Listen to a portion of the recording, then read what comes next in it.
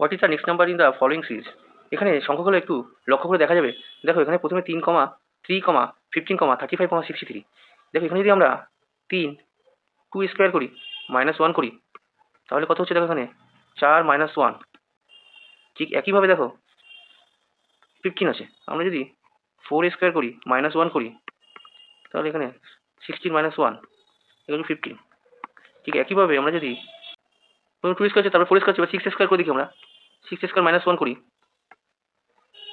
36 - 1 = 35। Then 63, 2, 4, 6, 8, h square -1 = 64 - 1, 63, 63। তাহলে আমাদের ভাগ করে কী হবে তাহলে? 2, 4, 6, 8।